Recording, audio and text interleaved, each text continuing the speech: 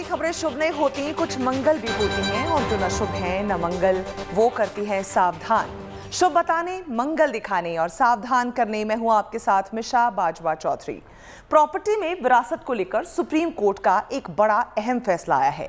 Supreme court ने अपने फैसले में कहा है कि पिता की खुद की बनाई गई प्रॉपर्टी में बेटियों को भी हिस्सा मिलेगा, भले ही पिता ने मृत्यु से पहले वसीयत न लिखी हो। वहीं अगर हिंदू महिला बिना वसीयत छोड़े मर जाती है तो उसे अपने पिता या माता से विरासत में मिली प्रॉपर्टी उसके पिता के वारिसों के पास चली जाएगी, जबकि जो प्रॉपर्टी उस महिला के पति या फिर ससुर से विरासत में मिली है वो पति के वारिसों के पास जाएगी। इसे और ज्यादा डिटेल में समझने के लिए हमारी ये रिपोर्ट देखिए।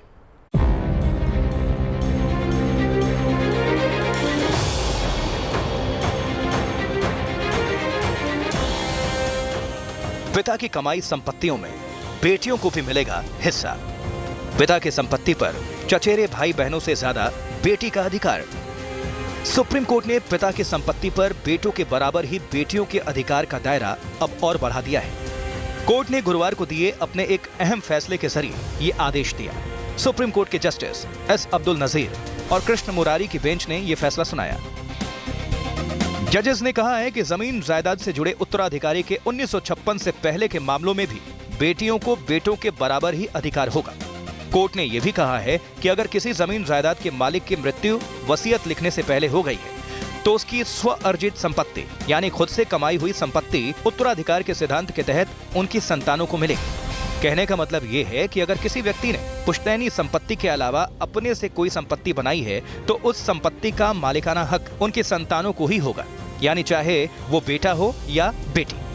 कोर्ट ने अपने आदेश में यह बिल्कुल साफ साफ कहा है कि ऐसी संपत्ति उत्तरजीविता यानी सर्वाइवरशिप के नियम के अनुसार मरने वालों के भाइयों या दूसरे सगे संबंधियों को हस्तांतरित नहीं होगी, फिर चाहे वो व्यक्ति अपने जीवन काल में संयुक्त परिवार यानी ज्वाइंट फैमिली का सदस्य ही क्यों ना रहा हो। सुप्रीम कोर्ट ने मद्रास हाई कोर्ट के एक निर्णय को पलटते हुए ये फैसला सुनाया।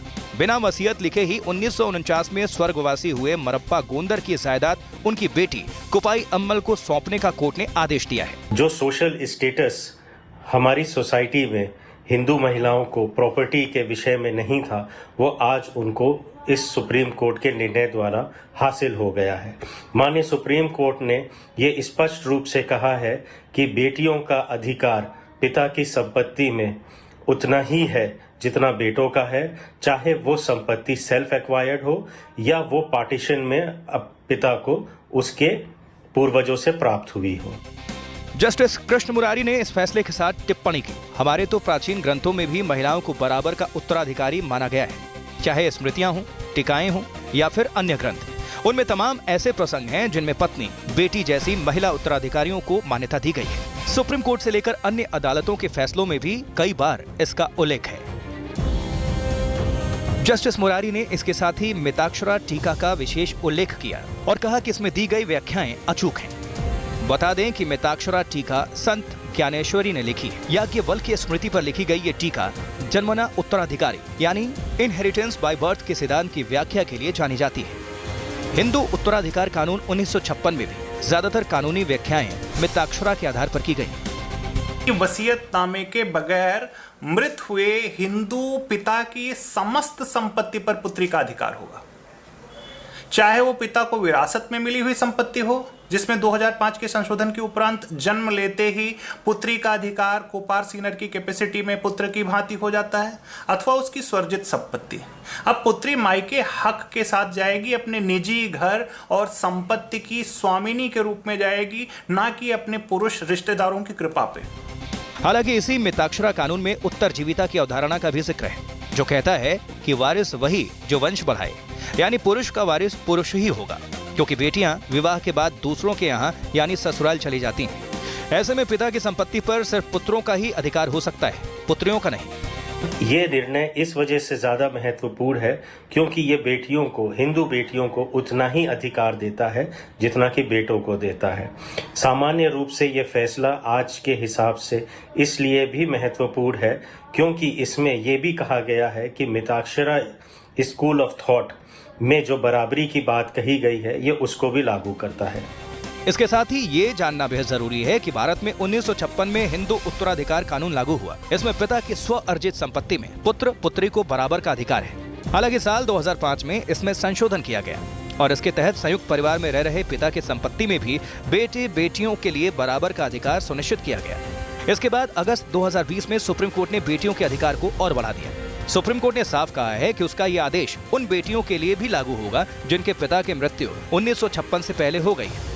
लिहाजा सुप्रीम कोर्ट के ताजा आदेश से 1956 से पहले संपत्ति के बंटवारे को लेकर उन विवादों को हवा मिल सकती है जिनमें पिता की संपत्ति में बेटियों को हिस्सेदारी नहीं दी गई है।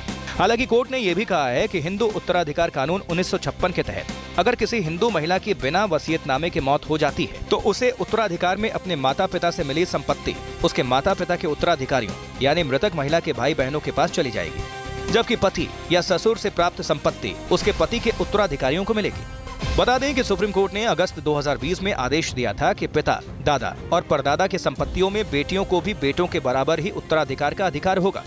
लेकिन कोर्ट ने तब के आदेश में इस कानून को 1956 से वैध कर दिया था जब हिंदू पर्सनल लॉ अस्तित्व में आया था, लेकिन ताजा फैसले ने इसकी समय सीमा 1956 से भी पीछे कर दी है।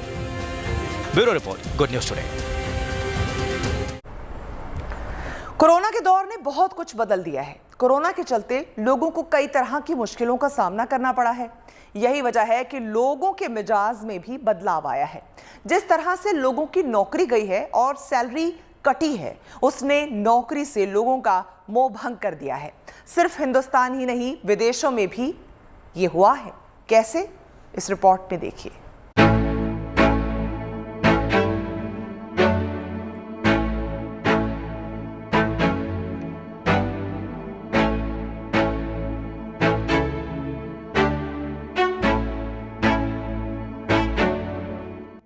नौकरी में मजा नहीं आ रहा है, कुछ दूसरा प्लान करते हैं। नौकरी से नाखुश देश के युवाओं का ये पसंदीदा जुमला है। हालांकि विदेशों की बात करें तो वहां I am trying for something else हो चुका है। यही बोलकर लोग इस्तीफा मार दे रहे हैं। इन जुमलों के चलते नौकरियों में एक बड़ा बदलाव देखने को मिल रहा है, चाहे वो हिंदुस्तान के भीतर हो या फिर अमेरिका जैसे देशों में।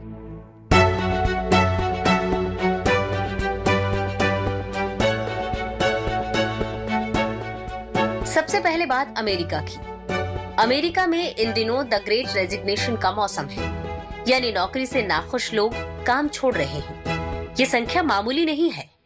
अमेरिका में 2021 में 3.4 करोड़ लोगों ने अपनी नौकरी से इस्तीफा दिया। सितंबर महीने में नौकरी छोड़ने वाले लोगों की संख्या 44 लाख थी।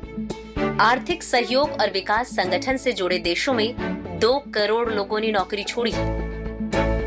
पूरी दुनिया के साथ गुजर रहा ये संकट बताता है कि कैसे नौकरी को लेकर युवाओं का चार्म खत्म हो गया है।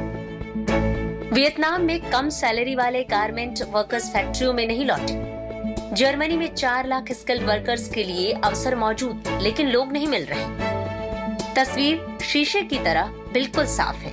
अब जरा द ग्रेट रेजिग्नेशन का मतलब भी समझ लीजिए। ये क्या है और इसका मतलब क्या है? टेक्सास के प्रोफेसर एंथनी क्लॉट्स ने सबसे पहले द ग्रेट रेजिग्नेशन की बात कही। 2019 में प्रोफेसर एंथनी ने भविष्यवाणी की, लाखों लोगों के नौकरी से पलायन का दावा किया। प्रोफेसर एंथनी की यह भविष्यवाणी 2 साल के भीतर ही सच होने के रास्ते पर है। दिलचस्प ये भी है कि युवाओं में नौकरी को लेकर खत्म होते क्रेज के बीच कंपनियों ने भी उम्मीद का दामन नहीं छोड़ा है। फॉर्च्यून और डेलोइट ने मिलकर 117 सीईओ पर एक ताजा सर्वे किया।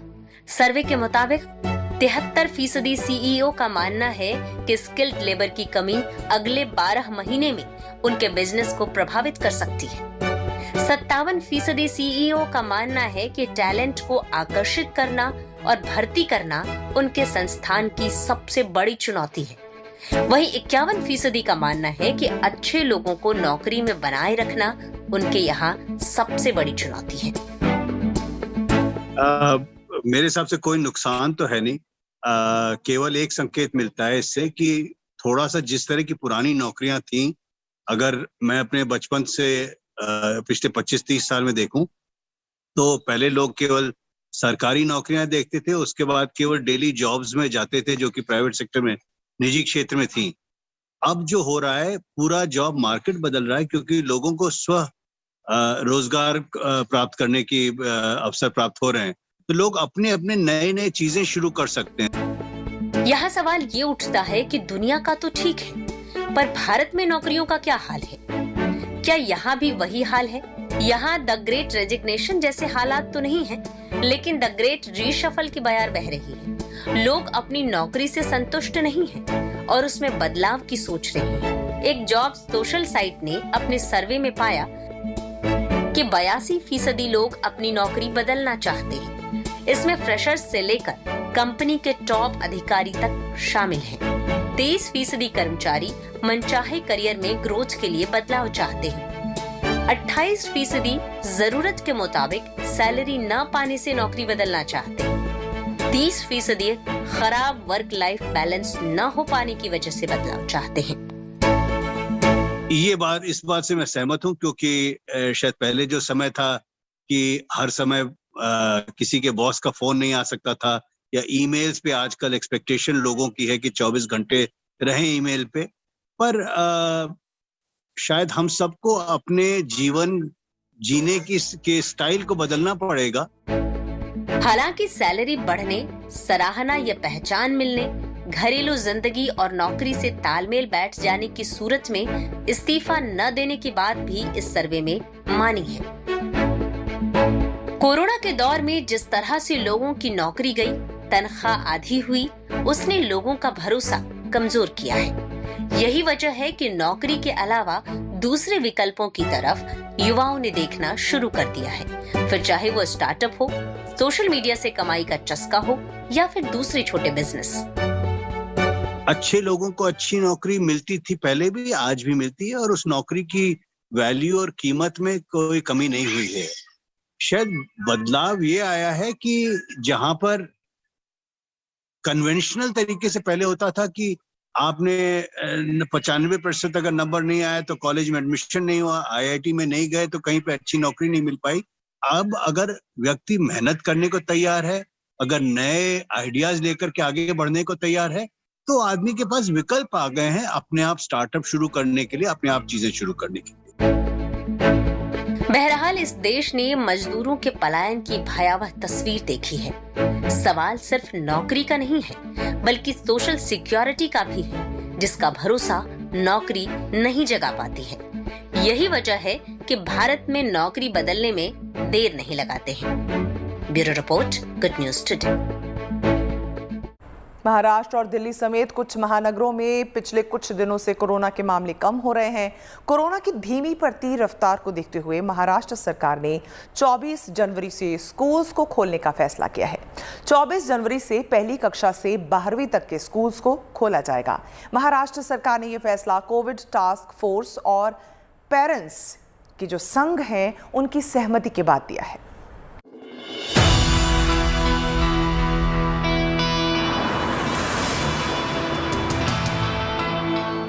महाराष्ट्र के स्कूलों में फिर बजेगी घंटी, फिर खुलेंगे स्कूल, स्कूलों में फिर लौटेगी रौनक, फिर लगेंगी कक्षाएं।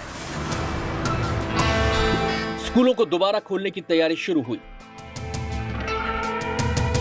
24 जनवरी से महाराष्ट्र में स्कूलों को खोलने का ऐलान उद्धव सरकार ने कर दिया है।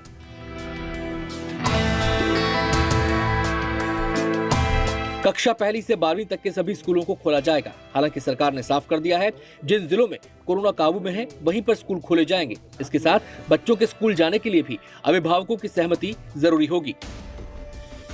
24 के बारे में बात करने के लिए आया है। 24 से स्कूल शुरू करने का निर्णय शासन ने ले लिया है और मुझे लगता है इसमें स्थानीय स्वराज्य संस्था, लोक प्रतिनिधि, पेरेंट, स्कूल मैनेजमेंट कमेटी साथ में मिलकर निर्णय लेगी और पूरी सुरक्षा का वातावरण करके स्कूल शुरू होगा।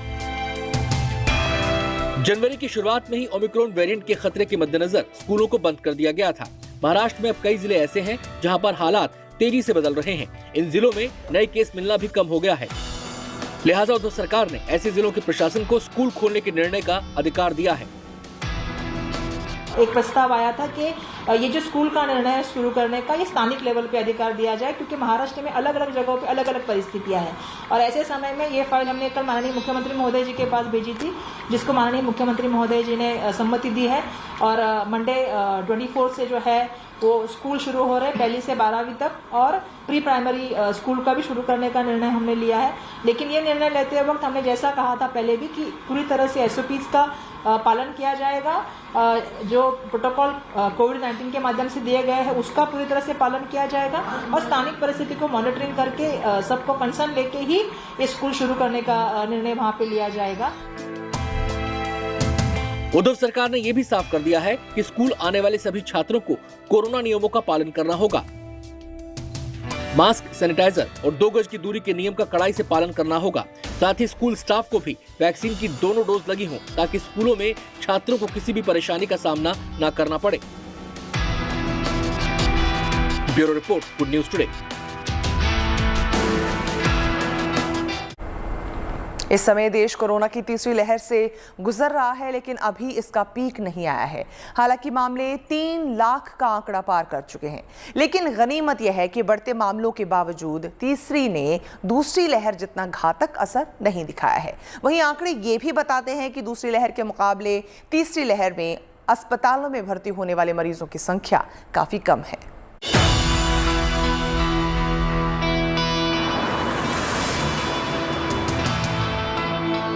कोरोना का मामला अंडर कंट्रोल है। ओमिक्रॉन जो तीसरी लहर लेकर आई, उसके सामने देश का हेल्थ सिस्टम अडिग रहा। महामारी से लड़ने की दृढ़ इच्छा शक्ति का प्रमाण देखना हो तो अब थर्ड वेव के बीच अस्पतालों में शांति वाली स्थिति देख सकते हैं। जहां दूसरी लहर में ऑक्सीजन और बेड के लिए त्राहिमाम था, आज उन्हीं अस्पतालों में हालात काबू में है। कहीं कोई पैनिक नहीं, कहीं कोई संकट नजर नहीं आ रहा। यह तब है जब जनवरी के आखिर में कई वैज्ञानिकों और रिसर्चर्स ने भारत में कोरोना की तीसरी लहर की पीक आने की आशंका जताई है। सवाल यह है कि यह काबू में आया तो कैसे?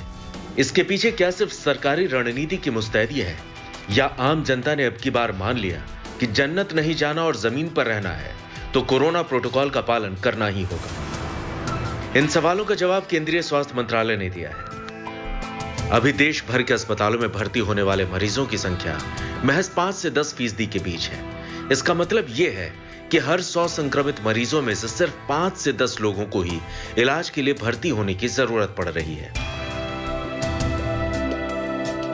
स्वास्थ्य मंत्रालय मानता है कि अस्पताल में भर्ती दर की संख्या दूसरी लहर की अपेक्षा तीसरी लहर में कम इसलिए है क्योंकि वैक्सीनेशन ने असर दिखाया है। स्वास्थ्य मंत्रालय के ताजा डेटा के मुताबिक देश में कोरोना वैक्सीनेशन का आंकड़ा 159 करोड़ की आबादी को पार कर गया है। सिर्फ पिछले 24 घंटे में ही 73,38,000 से ज्यादा टीके लगाए गए हैं। अब तक 72% वयस्कों को टीके की दोनों डोज दी जा चुकी है। 3 जनवरी से शुरू 15 से 18 साल की उम्र वाले 52% किशोरों को भी वैक्सीन वाला सुरक्षा कवच दिया जा चुका है। हालांकि गौर करने वाली बात है कि दूसरी लहर के मुकाबले तीसरी लहर में संक्रमण की रफ्तार में बहुत ज्यादा फर्क नहीं है। 2021 में 30 अप्रैल को संक्रमण के नए 3,86,452 मामले दर्ज किए गए थे, लेकिन तब सिर्फ 2% लोगों को ही दोनों डोज दी गई थी। तीसरी लहर में 20 जनवरी को 3,17,532 नए मामले दर्ज किए गए, लेकिन फिर भी अस्पतालों में भर्ती होने की दर काफी कम है। आंकड़े तस्दीक करते हैं कि पॉजिटिविटी रेट में भले ही ज्यादा अंतर ना हो, लेकिन मामला बेकाबू होने की दूर दूर तक आशंका नजर नहीं आ रही है।